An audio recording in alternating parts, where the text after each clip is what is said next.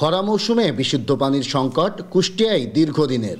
গ্রীষ্মকাল আসলেই খাল-বিল নদী-নালার পানি শুকিয়ে যাওয়ায় তীব্র সংকট দেখা দেয় বিশুদ্ধ পানির। সাধারণ মানুষকে পানির জন্য ছুটতে হয় দূর দূরান্তে। তবে সেই সংকট লাঘবে আশার আলো দেখছে কুষ্টিয়াবাসী।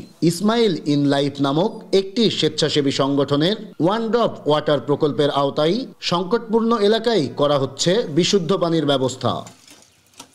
তৃণমূল ও প্রান্তিক মানুষদের নিয়ে কাজ করে থাকি।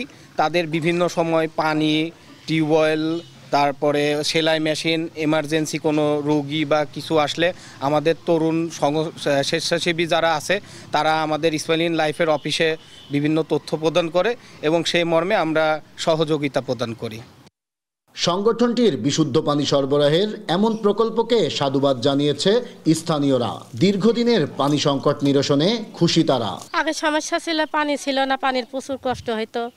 খালেতে গোসল করেছি, অনেক সময় রান্না পানিও নিয়ে আসি, বাড়িতে আনিয়েছি। এখন আপনারা দিয়ে পানির সমস্যাটা খুব সমাধান হয়ে গেল। টানের সময় কিন্তু পানি নাই, এই পানির কলটা পেয়ে খুব উপকার হয়েছে আমাদের।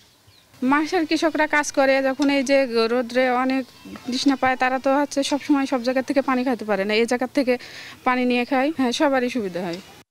ইতিমধ্যে এ প্রকল্পের আওতায় জেলার মিরপুর উপজেলায় বসানো হয়েছে ১৭৭টি টিউবওয়েল। ধীরে ধীরে পুরো কুষ্টিয়া জেলাতেই এই কার্যক্রম বাস্তবায়ন করা হবে বলে জানান সংগঠনটির দায়িত্বশীলরা। আরও বেশ কিছু টিউবওয়েল আপকামিং আছে, এগুলো আসলে আমরা স্থাপন করব এবং এছাড়াও আমরা শুধু মিরপুর উপজেলা না, আরও এই উপজেলার বাইরেও কুষ্টিয়া জেলার অন্যান্য উপজেলাগুলোতেও আমরা কাজ করতে চাচ্ছি। খরা মৌসুমে দীর্ঘদিনের বিশুদ্ধ পানির এ সংকট নিরসনে সংগঠনটির এমন উদ্যোগ চলমান রাখার দাবি সুবিধাভোগীদের। নাইদা সান্তিতাস, দেশ টিভি, কুষ্টিয়া।